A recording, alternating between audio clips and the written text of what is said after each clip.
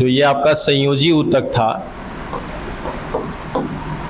ये संयोजी ऊतक कितने प्रकार का? 2 प्रकार का। एक था आपका वास्तविक, दूसरा क्या था? विशिष्ट।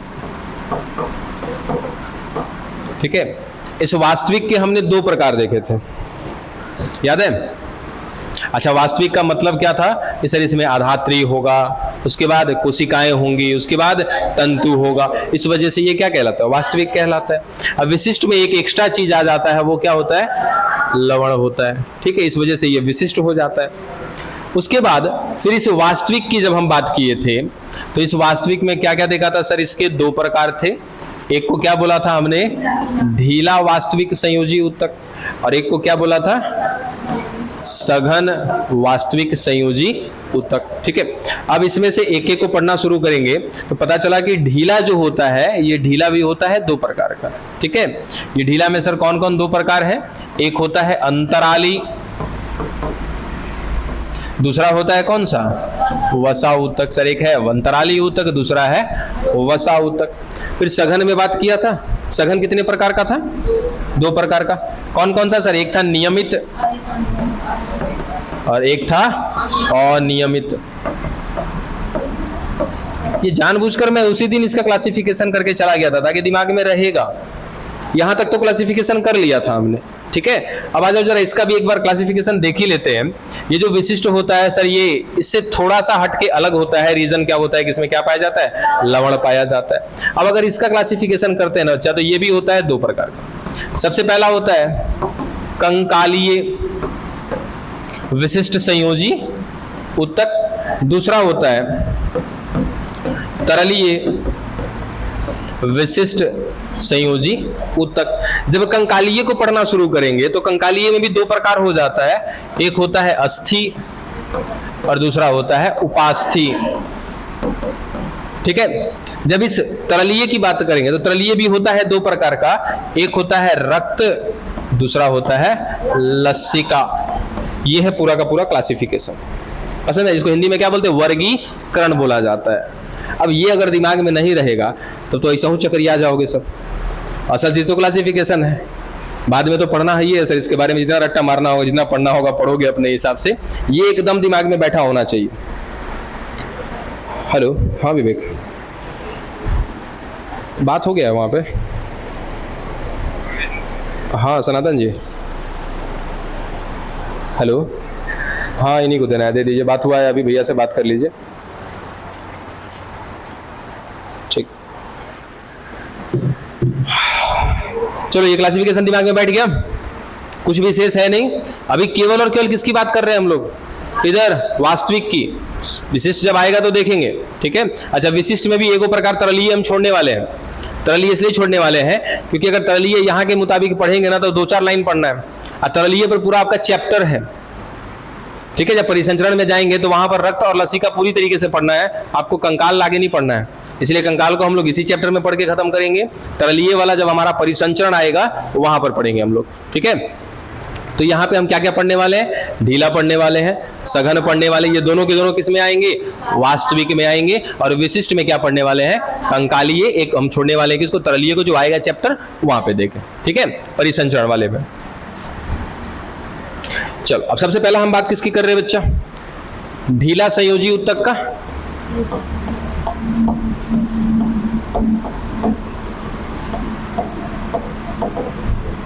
चलिए, ये हो गया हमारा ढीला संयोजी ऊतक। अब इसे ढीले संयोजी ऊतक की अगर हम बात करें तो कितने प्रकार का हो जाता है? ये 2 प्रकार का। कौन कौन सा? अंतराली, दूसरा वसा ऊतक। चलो हम सिंपल बात करते हैं पहले अंतराली का।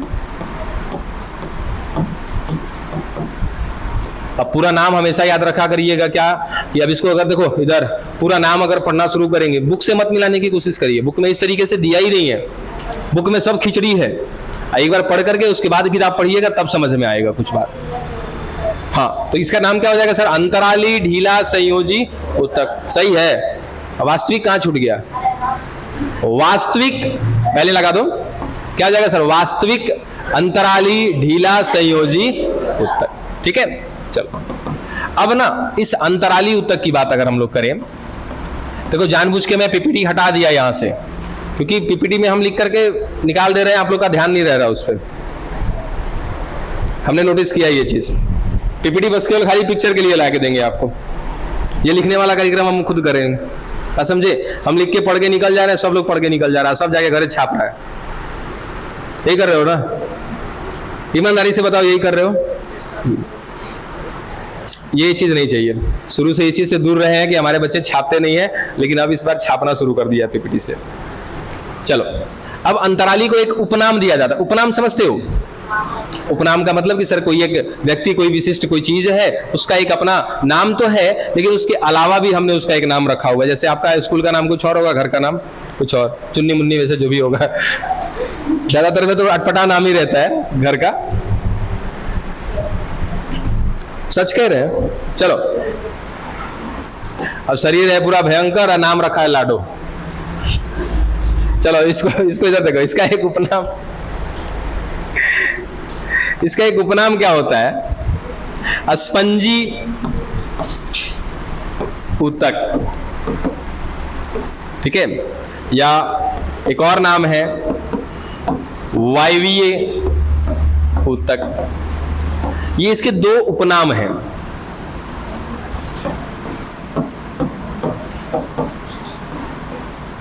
समझ में आया? क्या इसके दो उपनाम है सर? स्पंजी ऊतक, दूसरा वायवीय ऊतक।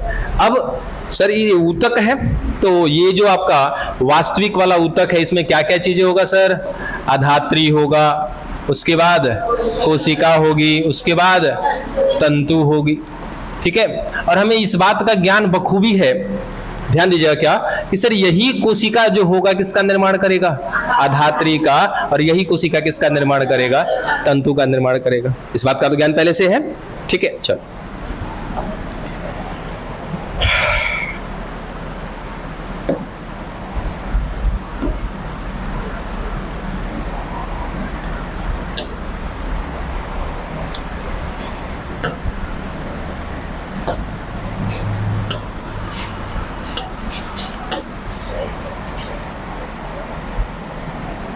देखिए सर, ये एक ऊतक, कौन से ऊतक की बात कर रहे हैं बच्चे? अंतराली ऊतक की बात कर रहे हैं। अब अंतराली ऊतक है तो क्या क्या चीज होना चाहिए इसमें? अधात्री, कोशिका और तंतु होना चाहिए। चलिए, ये हो गई हमारी अधात्री। उसके बाद इसमें बना देते हैं कोशिकाएं।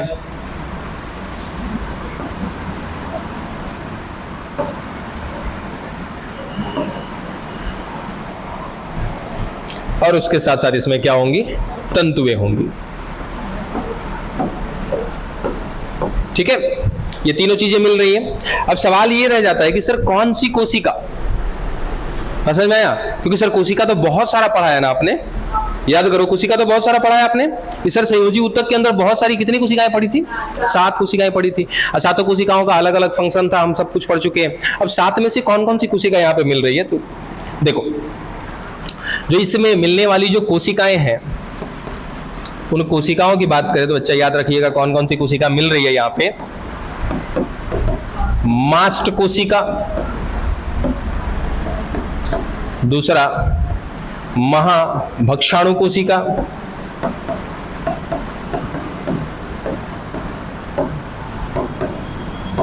और तीसरा तंतु कोरक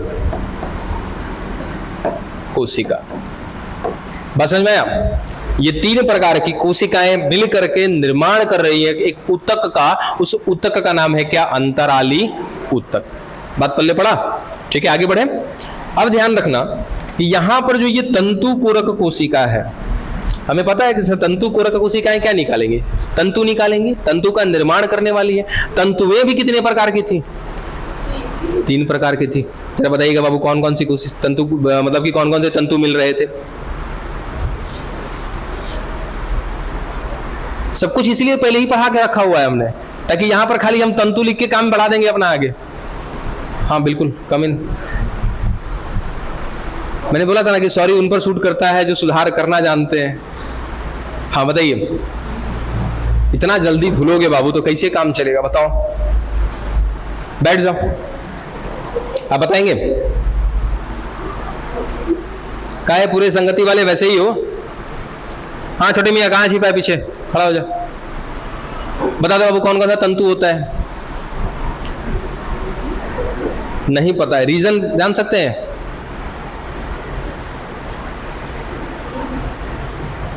नहीं पढ़ाया हमने, फिर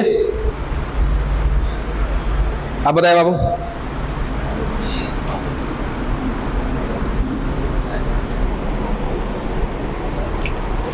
अब आप लोगों को शर्म तो है नहीं, हमें जरूर शर्म आता है कि आप लोगों को पढ़ा रहे हैं। बैठिए। कोलेजन तंतु, इलास्टिन तंतु, रेटिकुलर तंतु नहीं पढ़ाया, फिर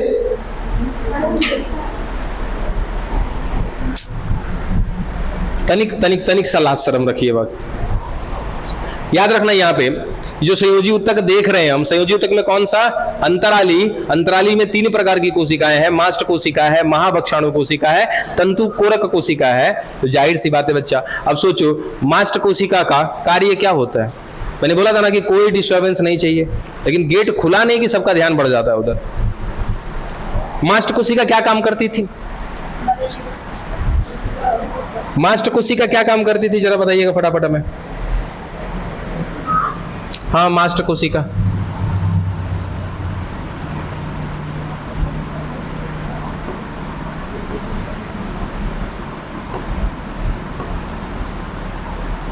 बोलो। हाँ, मास्ट कोशिका बताया था ना, पढ़ाया है ना मास्ट कोशिका।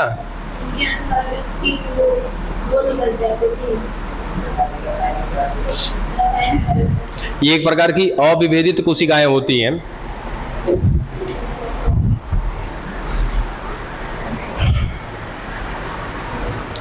नमस्कार सर, बैठिए सर, 2 मिनट आपको बुलाते हैं। पीछे बैठिए, गेट खोलिए ना।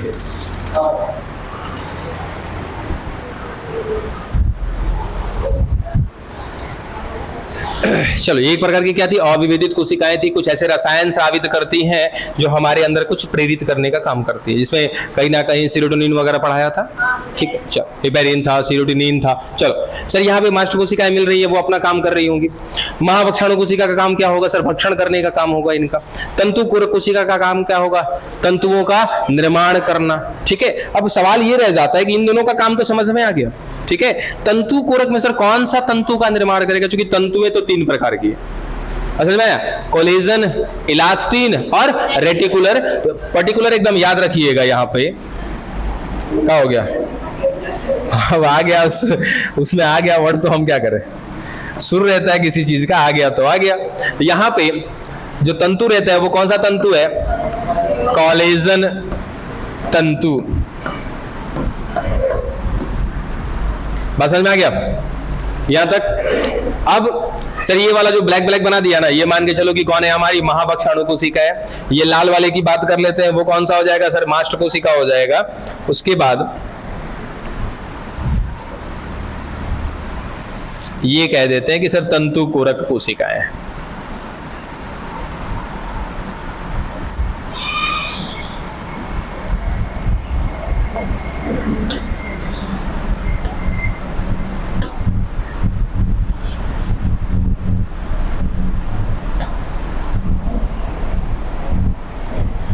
अब देखना सर, ये तंतु कोरक कोशिकाएं किसका निर्माण करेगी? तंतु का निर्माण करेगी। ये तंतु चारों तरफ ऐसे फैली हुई है, लेकिन होता क्या है कि तंतु जब फैलती है ना, तो इसमें खाली जगह रह जाता है, खाली जगह रह जाता है। और वो खाली जगह किसके वजह से मुख्य रूप से रह जाता है? तो तंतु कोरक कोशिकाओं की वजह से ये तंतुएं का निर्माण करेगी। तंतुओं का, कौन से तंतु का? कोलेजन तंतु का। कोलेजन तंतु जहां तहां इकट्ठा होता रहेगा, और इकट्ठा होने के साथ साथ कहीं कहीं पे खाली खाली सा जगह, जैसे ये जो खाली खाली सा जो जगह दिख रहा है ना यहाँ पे जहां तहां, ठीक है, इस खाली जगह की बात कर रहे हैं हम। और इसी खाली जगह की वजह से इसको नाम देते हैं क्या हम लोग? स्पंजी और वायवीय। ठीक है, तो एक ऐसा ऊतक जिसमें 3 प्रकार की कोशिकाएं, मास्ट कोशिकाएं, महाभक्षाणु कोशिकाएं और तंतु कोरक कोशिकाएं। मास्ट कोशिकाएं कुछ रसायन स्रावित करेंगी वहां पर, उसके साथ साथ महाभक्षाणु कोशिकाएं क्या करने वाली है? तो ये भक्षण करने का काम करेगी। तंतु कोरक कोशिका क्या करेगी? तंतु का निर्माण करेगी। और ये तीनों कोशिका मिलकर के थोड़ा बहुत आधात्री का भी निर्माण करेगी। ये तक आपको बता रखा है कि कौन सी कोशिका इसमें ऐसी होगी जो सबसे ज्यादा मात्रा में आधात्री का निर्माण करेगी। ये सब कुछ आपको बताया था ना पहले ही। ठीक है। अब तंतुएं क्या होती है कि जा जाकर के इकट्ठा हो जाती है जगह जगह पर, और कहीं कहीं पर रिक्तिका रह जाती है, खाली जगह रह जाता है। उस खाली जगह में जैसे ऐसा कह सकते हो सर, खाली जगह तो क्या है, वहां पे वायु जैसी संरचना है, इसीलिए इसको नाम देते हैं क्या, वायवीय ऊतक या तो फिर स्पंजी। अब सोचो कि सर खाली जगह होगा, जैसे आपका स्पंज कभी खाए हो, रसगुल्ला व्हाइट वाला दबाते दबता है ना, ठीक है, तो उसी वजह से कहीं ना कहीं इसको नाम देते हैं कि हम लोग स्पंजी ऊतक का नाम दिया जाता है। डन यहां तक। उसके साथ साथ इस खाली जगह का एक नाम होता है, उस खाली जगह का नाम है एरियोली।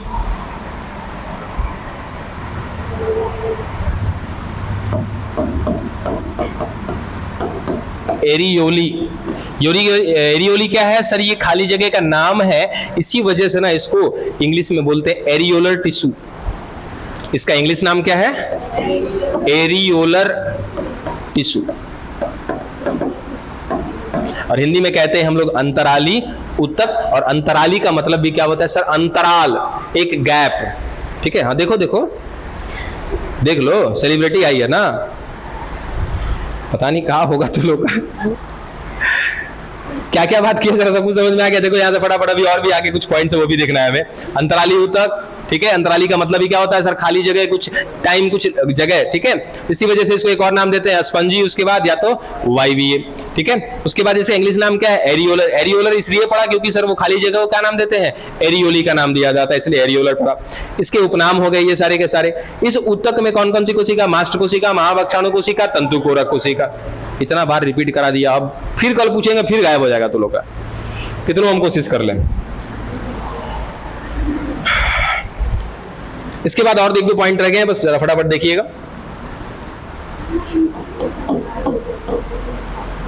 सर्वाधिक मात्रा में मिलने वाला है ये, यानी कि जो संयोजी ऊतक है, उस संयोजी ऊतक में सर्वाधिक मात्रा में कौन सा ऊतक मिलेगा, अंतराली ऊतक मिलेगा। कहां पर मिलेगा सर ये, त्वचा के नीचे मिलेगा, ठीक है। कहां पर मिल रहा है, त्वचा के नीचे मिल रहा है। डन। अच्छा सर है कौन सा ये, वास्तविक है, वास्तविक में भी कौन सा है, ढीला है। तो ढीला है ना, तो ढीला का मतलब समझते हो कि सर ये जो ऊतक होगा खाली खाली सा जगह होगा इसमें, जाहिर सी बात है। अब एक अंतिम बिंदु कि सर ये जो होता है ना, ये विशिष्ट, मतलब इस ऊतक की क्षमता है, ऐसा कह लेना, इस ऊतक की एक क्षमता है। और वो क्षमता क्या है, देखिए कौन कौन सी क्षमताएं हैं इसके पास। पहला क्षमता है विशिष्ट, इसी का है, गड़बड़ हो जाएगा, एक सेकंड रुक जाना, कहीं अगर मिस्टेक हुआ तो पूरा आप लोग गड़बड़ा जाओगे।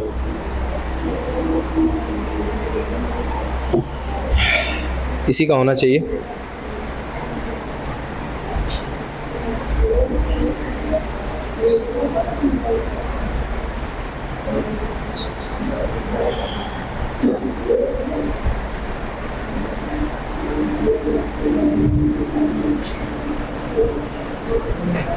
नहीं सॉरी, इसकी क्षमता क्यों नहीं, इसकी क्षमता छोड़ दीजिए, बहुत बड़ा मिस्टेक करने जा रहे थे।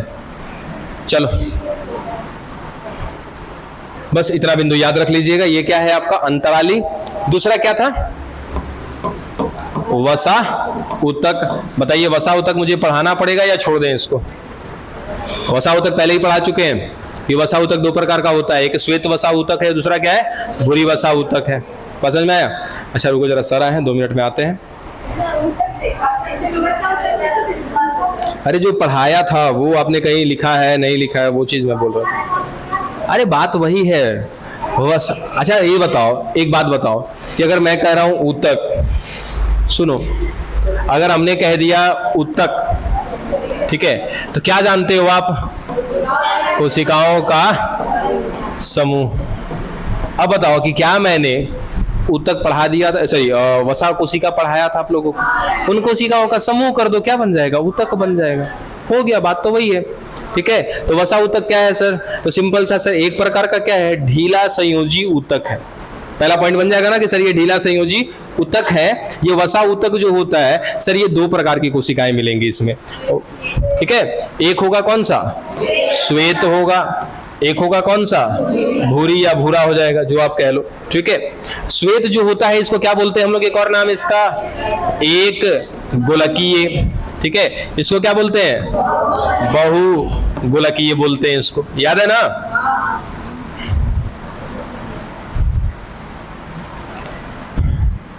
उसके बाद कहीं ना कहीं यहाँ पे जब हम कोशिका देखे थे तो क्या मिला था कि सर इसका केंद्रक कहाँ, किनारे पर दबा हुआ मिलेगा और सारा वसा का गोलक एक जगह पर एकत्रित हो चुका होगा, ठीक है। यहाँ पर क्या, तो सर ये कोशिका हो गई, केंद्रक हो गया, बाकी क्या मिल जाएंगे, वसा के गोलक मिल जाएंगे, इसलिए क्या बोला था इसको, बहु गोलकीय बोला था। इसके साथ साथ इसमें ना एक चीज और शायद वहां पे नहीं बताया था, यहाँ पे ध्यान दे लीजिएगा। इसके साथ साथ सर यहाँ पर ना बहुत सारे माइटोकॉन्ड्रिया होते, बताए थे क्या ये बात, चलो याद रखिएगा। यहाँ पे माइटोकॉन्ड्रिया की संख्या जो होती है ना बहुत ज्यादा होती है,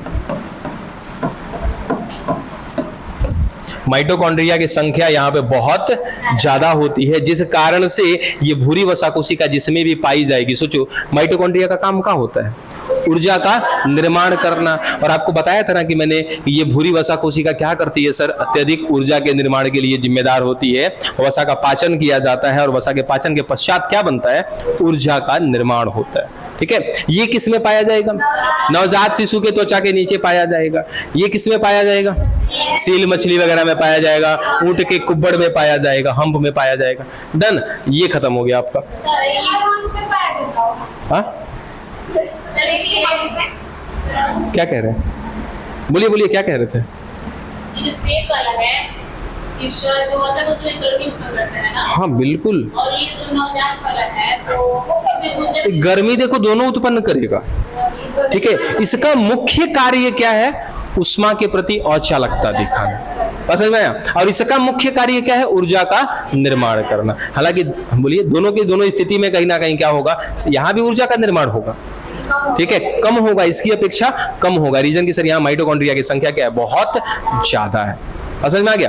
तो सर ये भी तापमान बढ़ाएगा, ये भी तापमान बढ़ाएगा, ठीक है। लेकिन ये क्या होगा कि बहुत ज्यादा मोटा मिलता है, ये दिखाए भी थे ना पिक्चर में, ये क्या होता है, बहुत ज्यादा मोटा होता है, जैसे ब्लबर नहीं दिखाया है, अब घर पे रहा करिए, ठीक है। ब्लबर याद है, ब्लबर बताए थे, ये जो सील होता है उसका जो चमड़ा काट के दिखाया था, चमड़ा इतना ही पतला था लेकिन उसके नीचे मोटा सा चर्बी था, ठीक है।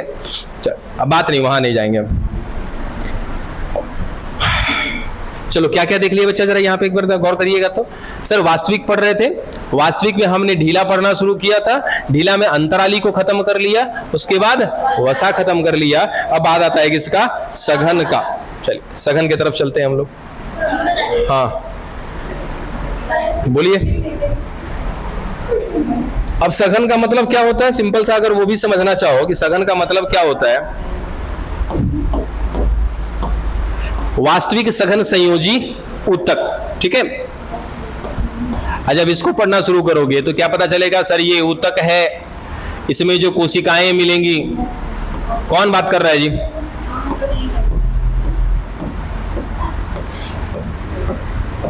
ये पूरा कोशिका हो गया, कोशिका के बाद कहीं ना कहीं इसमें आधात्री,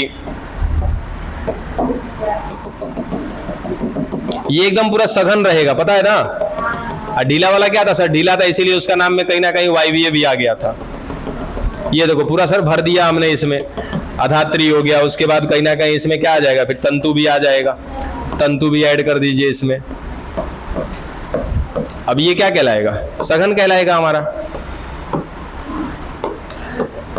ठीक है। ये हो गया सर वास्तविक सघन संयोजी ऊतक। इसके कितने प्रकार थे, दो प्रकार हैं। सबसे पहले वाले की बात कर रहे हैं हम लोग, कौन है हमारा, नियमित, ठीक है, और दूसरा अनियमित। अभी देखो ये जो कोशिकाएं दिख रही है ना, ठीक है, अगर मैं, हाँ एक नियम कानून से तो नहीं दिख रहा है इसमें, थोड़ा सा मैंने अटपटा सा कर दिया इसको।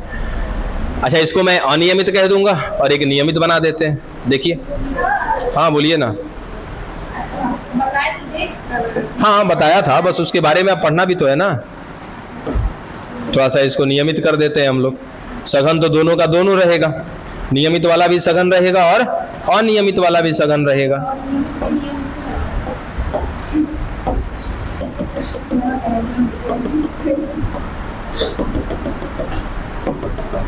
एकदम इस बार ना रेगुलर होगा ये, एकदम कोई आड़ा टेढ़ा नहीं होगा, सब कुछ एकदम रेगुलर।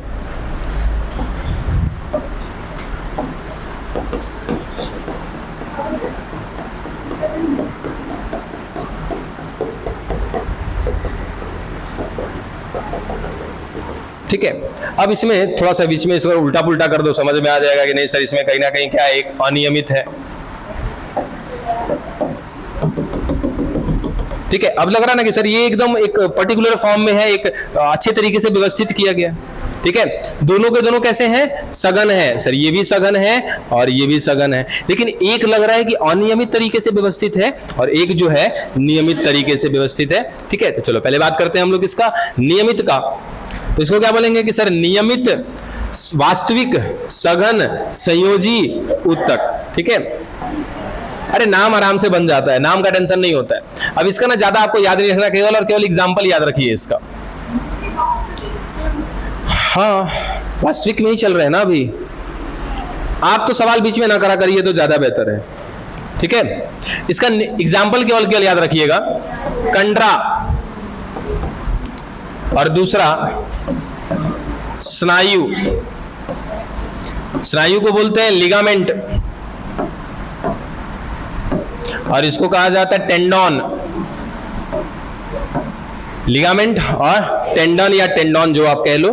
कंडरा स्नायु क्या है सर? एक प्रकार का वास्तविक नियमित सघन संयोजी ऊतक है। यहां पर जो कोशिकाएं होंगी, जो आधात्री होगा, जो तरल, आधात्री यानी कि तरल, उसके साथ साथ जो तंतु होगा वो एकदम नियमित तरीके से व्यवस्थित होगा, जैसे ये। ठीक है, अब ये कंडरा क्या होता है सर? कंडरा एक ऐसा संयोजी ऊतक है। संयोजी ऊतक का मतलब ही क्या होता है सर? जोड़ने वाला। ठीक है, किसी ना किसी को कहीं ना कहीं जोड़ने का काम करेगा। तो ये जो जोड़ेगा किसको, तो याद रखिएगा बोन टू मसल।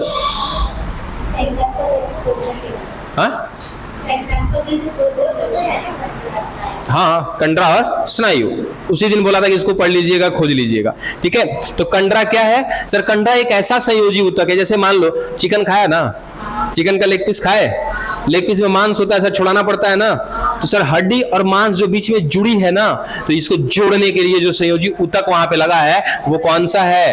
कंडरा है। तो इसको एग्जांपल में याद रखिएगा कि सर ये जो होता है बोन टू मसल्स को जोड़ने का काम करता है, यानी कि हड्डियों को मांसपेशियों से जोड़ने का काम करता है। ठीक है, अब इसके बाद क्या रह जाता है सर? दो हड्डियां भी आपस में जुड़ी होती है क्या?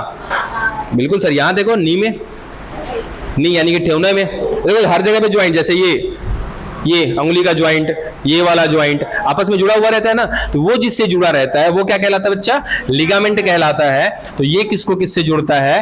तो याद रखिएगा बोन टू बोन। डन, खत्म कर दिया हमने किसको? देखो तो किसको खत्म किया? वास्तविक संयोजी ऊतक को खत्म कर लिया। अब लगे हाथ कंकालिए खत्म ही कर लेंगे। हाँ वही विशिष्ट में आ जाएंगे। तो विशिष्ट में क्या बात करेंगे? पहले कंकालिए का।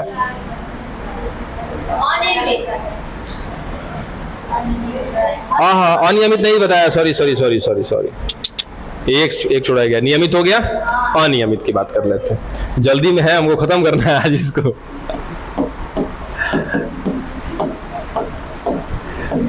अनियमित की बात करें सर, सिंपल सा ये भी होगा भाई कि कहीं ना कहीं ये क्या है? सघन संयोजी ऊतक है। अब सघन संयोजी में भी कैसा है सर? ये अनियमित वाला है। इसका एग्जाम्पल सीधा सीधा आपको याद रखना है। हाँ वास्तविक है। अच्छा इसके बाद ना, ठीक है, इसका एग्जाम्पल बौरा गई हो, वो विशिष्ट में ना आएगा जी, अस्थि उपास्थि।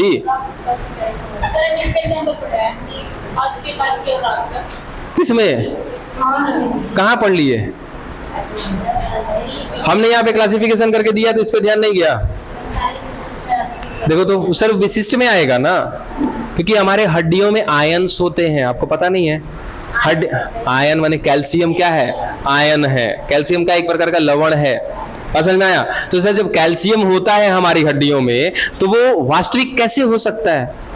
खुद से सोचो, कैसे हो सकता है?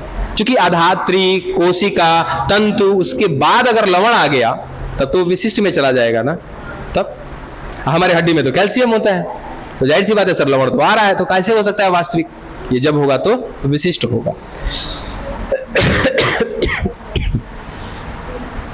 चलो यहां देखो, ये मिलता है रक्त नलिका में, ठीक है। और रक्त नलिका में भी कहां सर? वो रक्त नलिका जो पाई जाती है हमारे त्वचा के नीचे, बात समझे? वो रक्त नलिका में पाया जाएगा कौन सा? अनियमित वाला संयोजी ऊतक, जो रक्त नलिका हमारे त्वचा के नीचे पाई जाती है। खत्म करिएगा इसको यहीं पर। अब आ जाइए किसमें? वास्तविक संयोजी, सॉरी वास्तविक ने विशिष्ट संयोजी ऊतक। अब इतना तो पता ही है हमें कि सर विशिष्ट को विशिष्ट काहे कहते हैं? क्योंकि इसमें आधात्री, उसके बाद कोशिका, उसके बाद तंतु के अलावा क्या होते हैं? लवण होते हैं। इसी कारण से इनको क्या बोल देते हैं हम? विशिष्ट संयोजी ऊतक। जिसमें से हमें पढ़ना किसको है? कंकालिये को।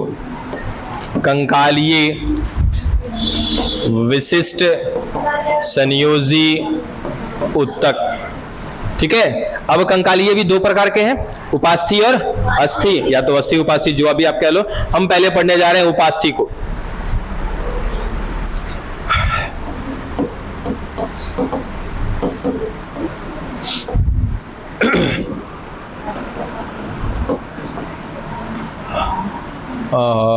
उपास्थि को क्या बोलते हैं जी इंग्लिश में? उपास्थि बोन कार्टिलेज। मिस कर जाता है भाई दिमाग से कभी कभी, क्या करोगे। चलो अब समझिएगा कार्टिलेज को जरा बढ़िया से। है क्या? एक प्रकार का ये विशिष्ट संयोजी ऊतक है। अब मैं उपास्थि की बात कर रहा हूं। उपास्थि जानते हो कहां कहां पे? बिल्कुल सर, वो हड्डी एक प्रकार की, ये भी हड्डी है। एक ऐसी हड्डी जो मुलायम होती है। ये नाक का आगे वाला भाग, पूरा नाक नहीं, नाक में ऐसे आगे पकड़ के जाना, यहाँ के बाद कुछ दूर के बाद आगे हड्डी हो जाएगी। कौन? ये वाला नहीं, ये नहीं टूटेगा, ये मुलायम होता है, हाँ कट जाएगा आसानी से। चिकन में है, हाँ बिल्कुल, जो टूटेगा कभी कान नहीं टूटेगा, ये मुलायम होता है ये, ठीक है। बाकी चिकन में भी देखना, चिकन में भी कोई पीस ऐसा होता है उसको चिबा के खा सकते हैं, होता तो हड्डी है लेकिन चिबा के उसको खा सकते हैं। तो जो खा रहे हो आपको क्या है? उपास्थि है। इसका देखो नाक जो है ना यहीं तक है ना, यहाँ तक ये क्या है? अस्थि है। और बाद आगे क्या है हम लोग का? ये उपास्थि है। अरे तो कनवो उपास्थि है ना बाबू। तो जब कंकाल बनेगा अपना ना, तो जो उपास्थि होगा वो गल जाएगा, खत्म हो जाएगा। अस्थि जल्दी नहीं गलता है, ठीक है। चलो पहले हम बात करें उपास्थि का, ध्यान से सुनना फटाफट। ये बुड़बक सब तुरंत चल जाता है कि हाँ जैया मरेंगे हम दफनाएंगे तो दिन कान खत्म, पागल है सब। यहाँ देखो जो पढ़ा रहे उस पर ध्यान दो।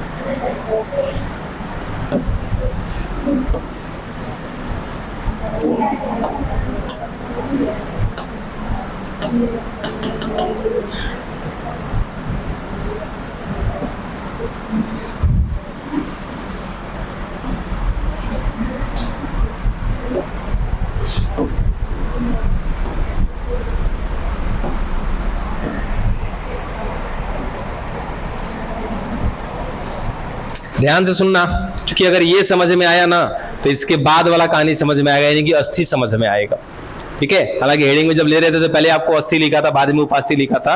दोनों में से किसी एक को पढ़ेंगे तो समझ में आती है बात। चलिए हम बात किसकी कर रहे हैं? उपास्थि की बात कर रहे हैं, ठीक है। चलो ये सर एक संयोजी ऊतक। ठीक है, संयोजी ऊतक में भी कौन? उपास्थि। ठीक है, थोड़ा थोड़ा अंदर चलते हैं तो याद करिएगा, मैं यहां से लिखता हूं। हाँ, विशिष्ट संयोजी ऊतक है बाबू।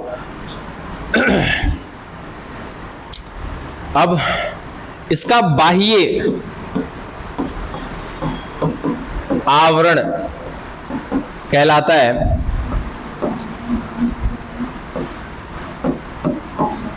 पेरिकॉन्ड्रियम। ठीक है, इसका बाह्य आवरण क्या है? पेरिकॉन्ड्रियम। कॉन्ड्रियम है मोबिया लास्ट में। ठीक है, दूसरा, इस पेरिकॉन्ड्रियम के अंदर क्या मिल रहा है सर? आधात्री। और क्या मिल रही है? कोशिकाएं। तो यहां पर जो आपकी उपास्थि है, बात नहीं करिए, उपास्थि की जो कोशिकाएं होती हैं उसको बोलते हैं हम लोग कॉन्ड्रोब्लास्ट। ठीक है, ये कॉन्ड्रोब्लास्ट जो नाम दिया आपने ना, इस उपास्थि की शुरुआत की कोशिका है, यानी कि जब जब ये निर्माण करेगी, जब उस समय उसको नाम दिया जाएगा क्या? कॉन्ड्रोब्लास्ट। फिर बाद में ये क्या हो जाएगी? परिपक्व हो जाएगी। और जब परिपक्व हो जाएगी तो यही कॉन्ड्रोब्लास्ट का नाम बदल दिया जाता है और इसको कह देते हैं हम लोग कॉन्ड्रोसाइट।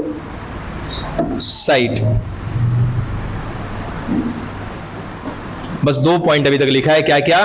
कि सर इसका बाह्य आवरण क्या कहलाता है? पेरिकॉन्ड्रियम। इसके अंदर जो कोशिकाएं मिल रही है वो कहाँ है? कोशिका भी बनाया नहीं है, बस सिंपल सा, चलो बना ही देते हैं। सर ये देखिए, इसकी कोशिका है ये।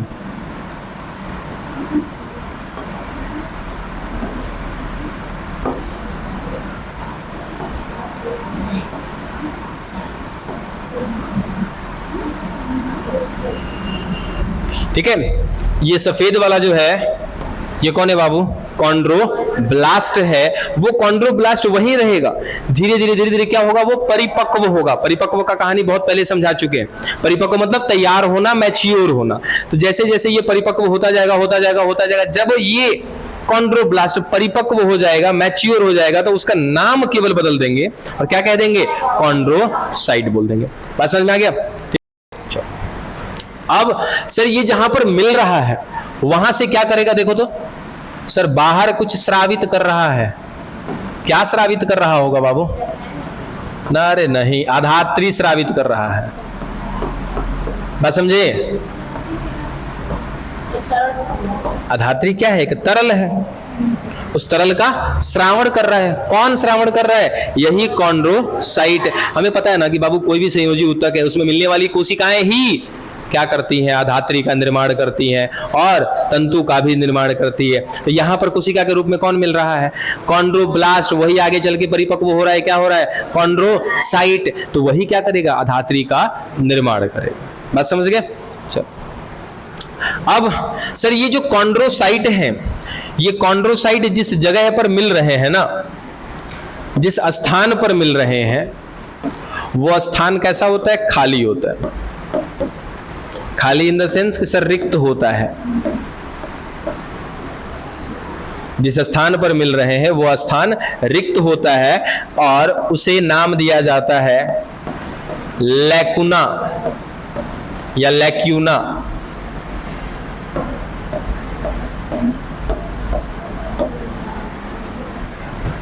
तो ये लैक्यूना कहाँ है सर? ये जो ब्लू ब्लू वाला पूरा एरिया है ना, ये वाला, ये पूरा का पूरा क्या है? लैक्यूना है। ठीक है, और एक पॉइंट, एक लैक्यूना में कॉन्ड्रोसाइट की संख्या कितनी दिख रही है? याद रखिएगा, एक लैक्यूना में 1 से 4 कॉन्ड्रोसाइट हो सकते हैं। 1 2 3 4 तक हो सकता है, 4 से ज्यादा नहीं पाया जाएगा। ठीक है, अब इसका तरल बना देते हैं हम लोग। सर ये बाहर बाहर क्या दिख रहा है? आधात्री दिख रहा है। ठीक है, अब इस आधात्री का भी नाम है, याद रखिएगा।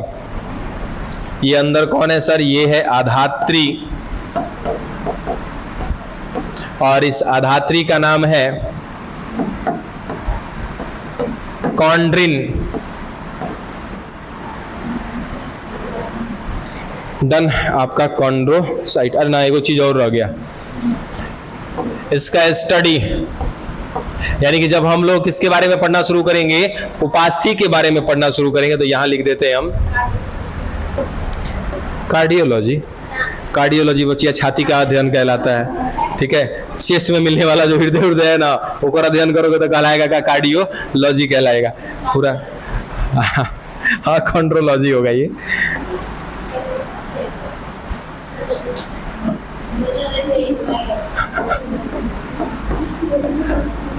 पूरा जज्बात बदल जाएगा एक शब्द से, ठीक है। कॉन्ड्रोलॉजी, बहुत सारा पॉइंट है इसमें, सारा पॉइंट दिमाग में आया। और एक चीज याद रखना कि सर इसमें जो आयन मिलेगा वो आयन कौन सा मिलेगा, कैल्शियम प्लस प्लस लगाइएगा ऐसे, ठीक है। कि जो आयन मिलेगा यहाँ पे कैल्शियम आयन मिल रहा है, कैल्शियम का धन आयन है ये। क्या क्या चीज जरा फटाक से एक बार रिपीट करो तो। सर इसका बाह्य आवरण क्या कहलाता है, पेरिकॉन्ड्रियम। जब अस्थि पढ़ेंगे ना तो उसको जानते हो क्या बोलेंगे, पेरिओस्टियम बोल देंगे। हाँ पेरिओस्टियम जब क्या पढ़ेंगे, जब अस्थि पढ़ेंगे तब। फिलहाल यहाँ पे क्या है, हाँ बिल्कुल, वहां पे बनेगा ऑस्टियोब्लास्ट, ऑस्टियोब्लास्ट से क्या बनेगा, ऑस्टियोसाइट। कहानी सेम होगी लगभग। हाँ थोड़ा सा इसीलिए तो पहले आपको बताया इस तरीके से। चलो क्या सर, पेरिकॉन्ड्रियम।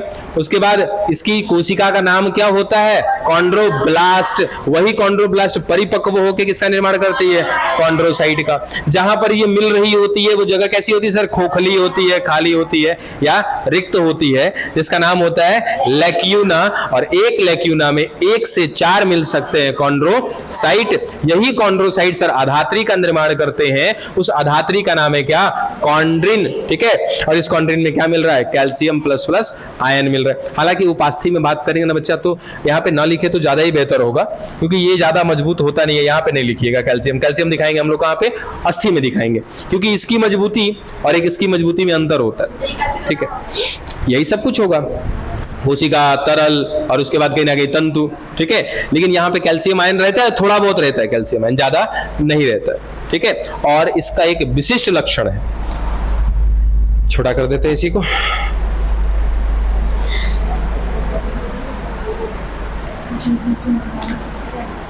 इसका एक विशिष्ट लक्षण है, किसका, उपास्थि का, ठीक है। वो लक्षण क्या है, विशिष्ट आनमय,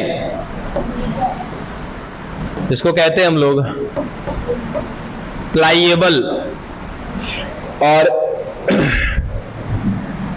एक और लक्षण है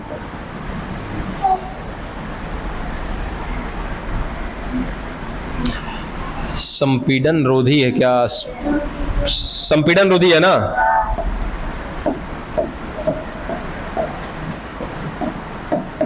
चलो अब इसको जरा समझिएगा कि सर ये है इसका विशिष्ट लक्षण। अब इसका मतलब क्या होता है, तो विशिष्ट आनमय का मतलब क्या होता है। देखो ये आसानी से मुड़ जा रहा है क्या, आनमय का मतलब होता है लचीला होना, मुड़ जाना, ठीक है। प्लाइएबल, सर ये फ्लेक्सिबिलिटी होती है इसके अंदर, ये आसानी से मुड़ सकता है, हम इसको नहीं मुड़ सकते, ठीक है। ये दृढ़ होता है, डन। तो ये विशिष्ट आनमय का मतलब समझ में आ गया। विशिष्ट आनमय का मतलब क्या होता है सर, ये मुड़ जाना क्या कहलाता है, विशिष्ट आनमय कहलाता है। दूसरा सर संपीड़न रोधी। संपीड़न रोधी का मतलब क्या होता है कि जैसे कोई चीज सिकुड़ गया, ठीक है, इसको क्या बोलेंगे, संपीड़ित बोलेंगे, ठीक है। उसके बाद सर ये वापस अपनी अवस्था में आ सकता है, ये क्या कहलाएगा बच्चा, संपीड़न रोधी। यानी कि सर जैसे रबड़ होता है, खींच दिया फैल गया, छोड़ा तो अपनी पुरानी अवस्था में चला गया, वैसे ही हम ऐसे कर दिए ये मुड़ गया, छोड़ा तो ये वापस अपनी अवस्था में चला गया, तो वो क्षमता क्या कहलाती है, संपीड़न रोधी कहलाती है। अगर ऐसा मुड़ जाए तो समझ रहे हो गड़बड़ हो जाएगा। अब अस्थि समझ जाओगे। अब इसी आधार पे तनिक अस्थि पढ़ लेना, तो जितना पढ़े हो ना वहां पे बस थोड़ा थोड़ा सा अंतर होगा। एक चीज का वहां पे अंतर क्या मिलेगा कि यहाँ पर जो लैक्यूना था वहां भी लैक्यूना ही बोलेंगे, ठीक है। जैसे यहाँ पे लैक्यूना में कितनी कोशिका थी, 4, 1 से लेके 4 तक, वहां पे फिक्स होगा कि एक ही होगा, ठीक है। उसके बाद यहाँ पे क्या था सर, पेरिकॉन्ड्रियम। कॉन्ड्रियम इसलिए आ रहा था क्योंकि इसकी कोशिका का नाम क्या था, कॉन्ड्रोसाइट। वैसे ही अस्थि का जो कोशिका होता है उसको बोलते हैं ऑस्टियोसाइट बोलते हैं। तो सब कुछ ऑस्टियो से रिलेटेड होगा वहां पे। यहाँ पे बार बार कॉन्ड्रो कॉन्ड्रो आ रहा है, वहां पे क्या आएगा, ऑस्टियो ऑस्टियो आएगा। ठीक है, शुरुआत करेंगे सर, इसका बाह्य आवरण क्या कहलाएगा, पेरी ऑस्टियम। जो कोशिका होगी नई नई वाली उसको क्या बोलेंगे, ऑस्टियोब्लास्ट। परिपक्व होकर क्या कहलाएगी, ऑस्टियोसाइट। ठीक है, उसके बाद सर लैक्यूना होगा, खाली जगह, वहां से कहीं ना कहीं वो तरल का श्रावण करेगी। वो तरल क्या कहलाना चाहिए, खोजना कि तरल क्या कहलाएगा। उसके बाद वहां जो लैक्यूना होगा वहां पे एगो कोशिका मिल रहा होगा, कौन होगा, वो ऑस्टियोसाइट। वो तरल का निर्माण कर रहा होगा। अब उसमें भी विशिष्ट आनमय की क्षमता होगी। हाँ सर होगी। तो क्या मुंडिया हिलाई हो, एकदम सुर रहता। हाँ जैसे लग रहा है कि रामायण कथा सुन रहे। और उसका एक विशेष खास बात क्या होगा कि सर वो कहीं ना कहीं सुरक्षात्मक रूप से इस्तेमाल में लिया जाता है उसका। वो जितने भी हमारे नाजुक अंग होते हैं ना, वो नाजुक अंगों के लिए एक ढांचा बना करके देता है।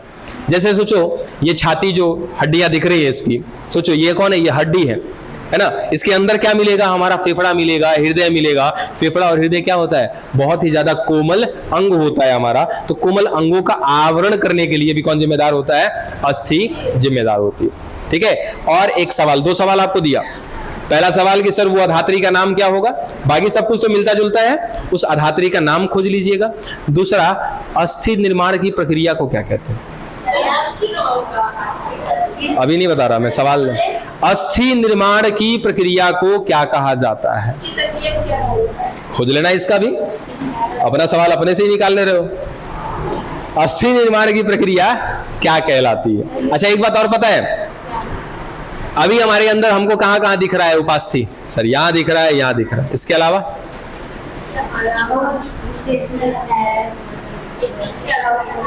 सर कहीं नहीं दिख रहा। कोई बात नहीं, मत दिखे, लेकिन याद रखिएगा कि जब बचपन की अवस्था थी ना हमारी, बचपन में सर छोटे से जब थे, छोटे बच्चे को अभी गोद में लिए हो जो आज में जन्म लिया हो, समझ रहे हो सर, केनियो मुड़ जाएगा वो है, उसका मुंडी अगर ना पकड़े तो एकदम ऐसे हो जाएगा। अभी एकदम फिक्स है सर, सारा का सारा अस्थि में बदल चुका है। तो याद रखना कि जो नवजात शिशु होता है ना, उसके शरीर में ज्यादा से ज्यादा उपास्थि पाया जाता है। उस उपास्थि के अंदर धीरे धीरे कैल्शियम आयन भरता जाता है और वो उपास्थि बदलता जाता है, किसमें, अस्थि में बदल जाता है। बात समझे। इसीलिए शुरुआत के दिनों में बच्चे को कैल्शियम की बहुत ज्यादा जरूरत होती है। अच्छा, माँ का दूध ही पिलाना क्यों सही होता है, बाहरी वाला दूध यदि पिलाएंगे ना तो बाहर वाले दूध में कैल्शियम की मात्रा कम होती है। बात समझे। और उसमें माँ के दूध में खास किस्म का प्रोटीन होता है, और उसके साथ साथ एक चीज और बताया था ना कि ये एंटी बॉडी होता है। कौन सा, आईजीजी ना जी, अरे सॉरी आईजीजी क्या, प्लेसेंटा से जाता है, मिस्टेक। तो वो गर्भावस्था में जाता है, और आईजीए क्या, उस दुग्ध में जाता है उस बच्चे के लिए। अच्छा, उस दुग्ध को क्या बोला जाता है पता है, जो सर्वप्रथम माँ के शरीर से जो दुग्ध का श्रावण होता है क्या कहा जाता है। पहले की महिलाएं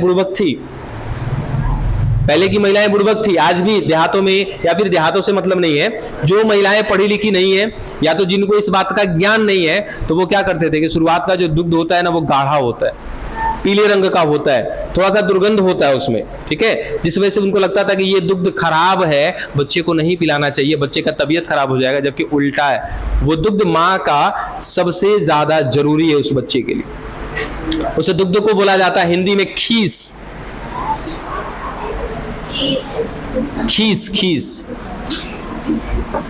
क्या यहां से आ रहा है करा में,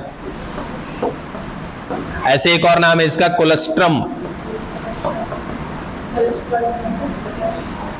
और इस कोलेस्ट्रम में बहुत इंपॉर्टेंट चीजें होती हैं बच्चे के लिए, इसीलिए माँ का सर्वप्रथम दुग्ध तो बच्चे को मिलना ही चाहिए।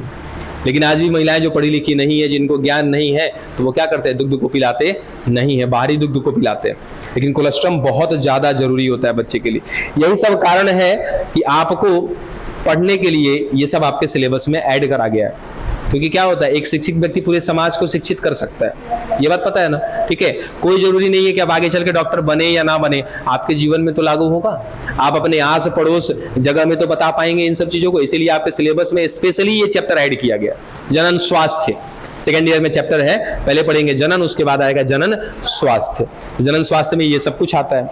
खैर चलिए आप वहां मत जाइए, बस ये बात पे बात आ गई तो बता दिया कि उपास्थि ही बदलती है, किसमें? अस्थि में बदलती है। कैसे? कैल्शियम आयन के जमाव से। डन।